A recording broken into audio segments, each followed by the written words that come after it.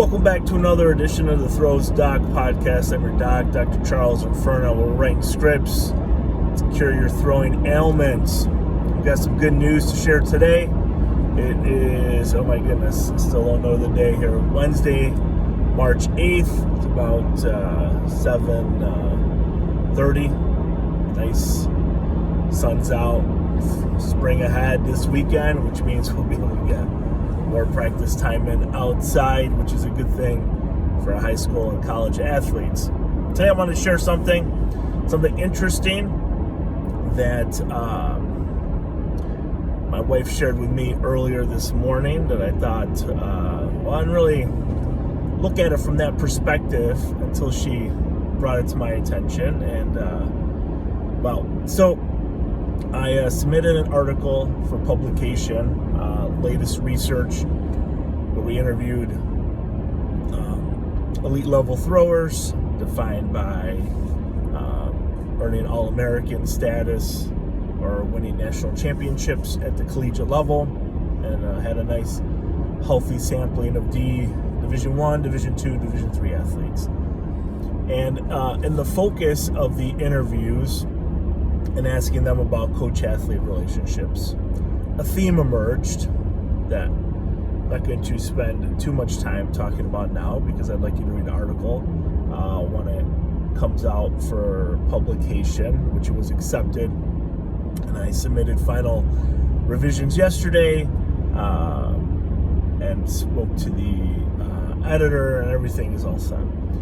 And in the article, when I'm talking about in the discussion section and what athletes had to say and how it related to current other, like, more recent literature and things.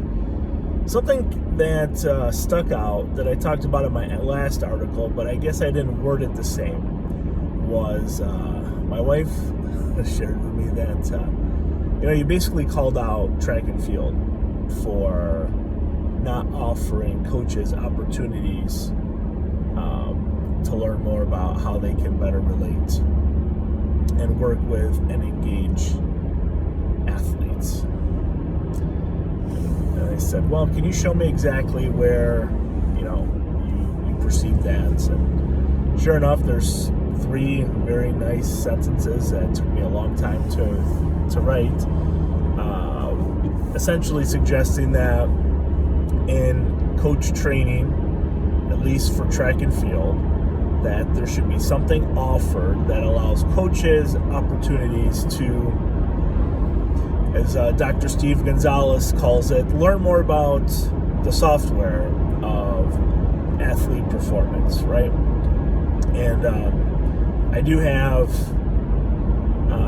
background with USA weightlifting and taking their level 1 and level 2 coaching certs, that over the course of the weekends, maybe we spent,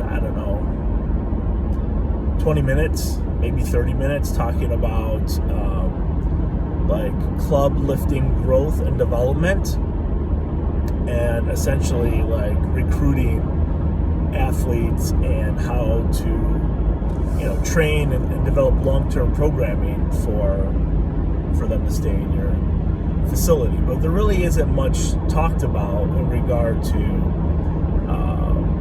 goal setting and expectations, and how to set up or create or even develop your own coaching philosophy and all these different things. And it's not part of it.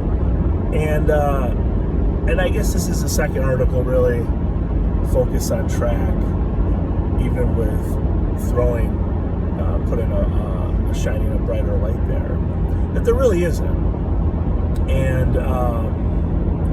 And it tells me that, one, elite athletes or athletes that achieve a certain level of success want somebody who is going to be able to not only be there for them as a coach in throwing, but in life, right? And they want somebody that is open to ideas and receptive and isn't just concerned about them as athletes, but concerned about them as individuals as well.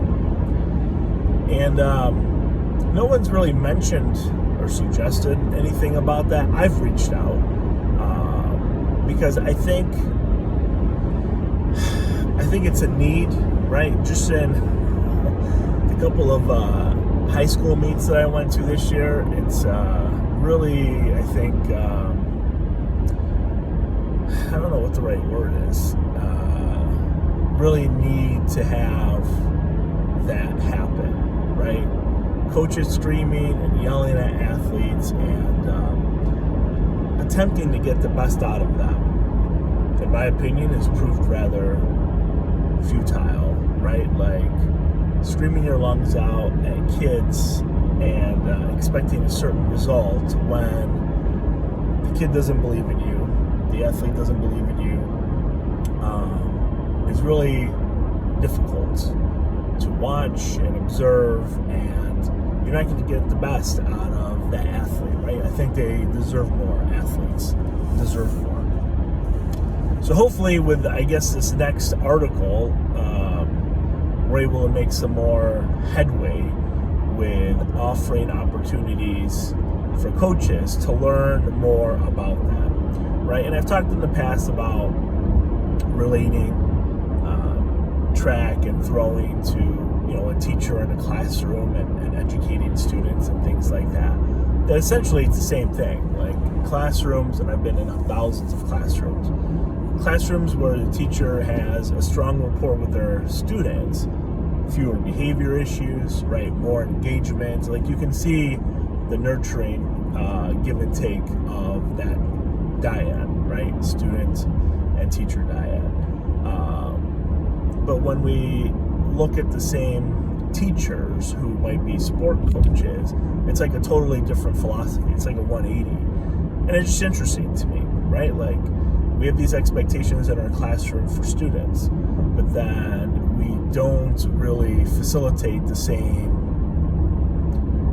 growth or opportunities for athletes and how coaches work with athletes. So we got a couple things in the works here in Western New York. We're going to try and put some of these pieces into practice, and it's really difficult, and I did not realize how difficult that would be. And I'm not sure if it's difficult because of a willingness to learn or coaches not being open or receptive to like new ideas.